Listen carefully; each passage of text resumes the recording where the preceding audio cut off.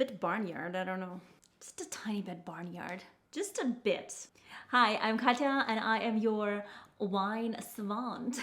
It's long overdue. Let's talk about SYRAH today, finally. Let's find out who SYRAH is, where he or she comes from, what's she like, and finally, what foods match her personality best.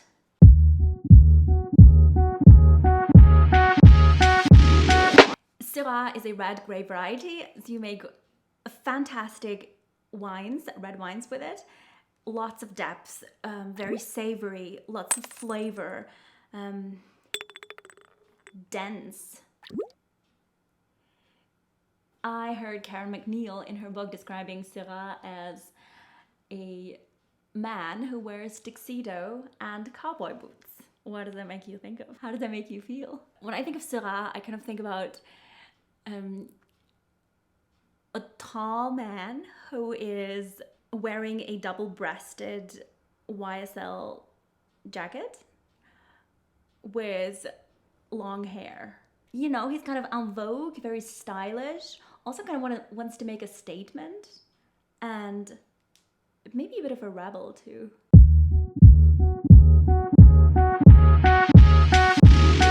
SYRAH is a grape variety that was long considered to come from Persia. There is a city, one of the biggest cities in Persia or modern day Iran, which is called Shiraz.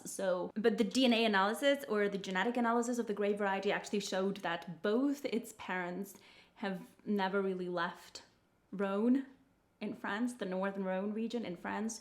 So that kind of proves to 90% that SYRAH is a grape variety that originated in France in the northern Rhône. Northern Rhône is considered to be the place where, you know, this classical kind of old world SYRAH comes from.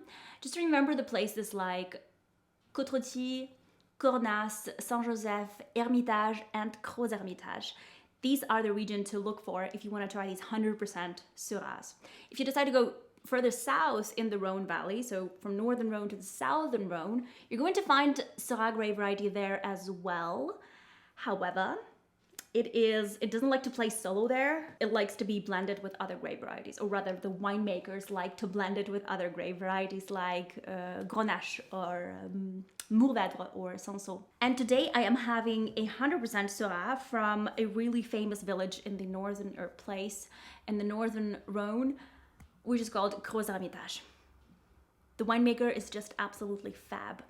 Before I go to describing the wine and the SYRAH grape variety, you know, what's it like, I also want to mention that one of the best examples of SYRAH in the New World are found in Australia.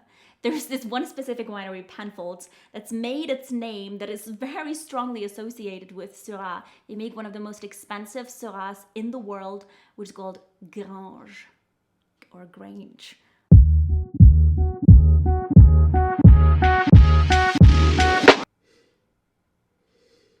Oh dude, this is so nice. This is just absolutely... Okay, for me, when I do blind tastings, which is very rarely, I very rarely do that. Nobody wants to do it with me. That's quite sad. Anyway, when I look at the wine of SYRAH, I expect to have this inkiness. I look for these blue undertones. Do you know what I mean? This inky kind of bluish thing going on. Do you know what's bramble?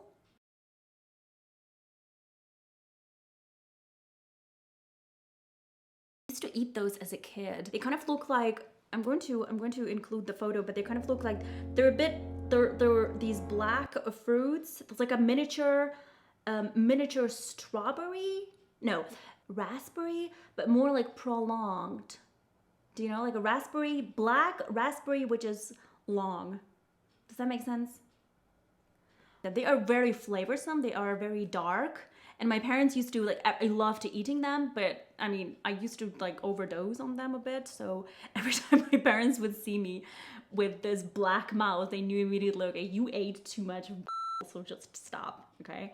But we used to have this huge tree in our garden where my grandmother lived, and I would just go a bit overboard. Yes. Okay, other signature aroma, no, actually one of the most signature aromas and flavors that we find in SYRAH is pepper, black pepper. So either on the nose or on your palate, if you feel that tingling, bitey sensation, spiciness, you think of SYRAH. Cassis is also one of the signature black fruits that you, or rather red currant is one of the signature black fruits that you find, blackberries that you find in SYRAH. Expect a lot of kind of funky notes as well. I said barnyard for a reason because I do think that it has this almost like horse stable quality to it, the SYRAH. I love that. You most certainly find aromas like leathery aromas in here as well, and that tobacco kind of cigar box thing going on. But I do get a little flowery touch as well. I'm thinking like beautiful violets. In Australia, they would get even more kind of concentrated quality. They would be more robust, the SYRAHs, or actually Shiraz. And by the way, don't call this grape variety Shiraz if you're in France, and don't call it SYRAH if you're in Australia. I think that's kind of an important point to remember.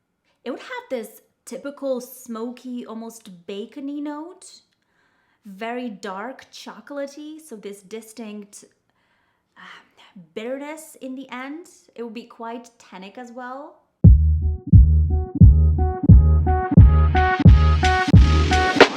Now, complex wines always require a complex meal partner to go with them. So listen, if you have a wine which is tannic, always look for those fatty dishes. So either be it, Beyond Meat or your regular meat if you're a carnivore.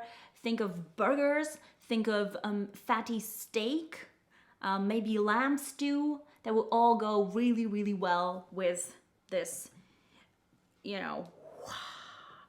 gentleman with the long hair and the cowboy boots. No, wait, the gentleman with a tuxedo and cowboy boots. Yes, something almost rustic. There's something almost rustic in it. Maybe that's this barn thing. Anyway, if you're a vegetarian, then go for the dishes that have a lot of flavor. So if you cook vegetables, if you want to serve vegetables with it, you're totally welcome. You're more than welcome. But make sure that they have a bit of kick in them, but make them spicy. Am I right? Am I right, Shiraz? Oh, sorry, SYRAH. Am I right?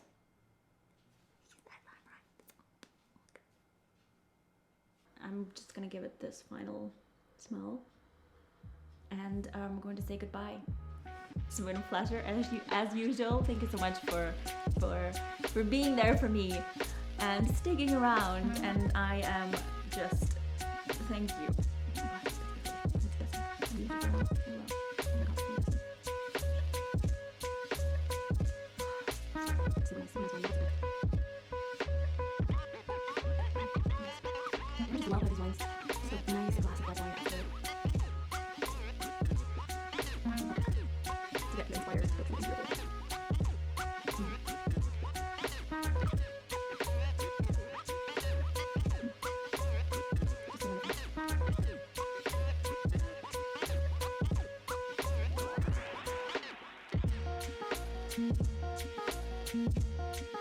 Thank you.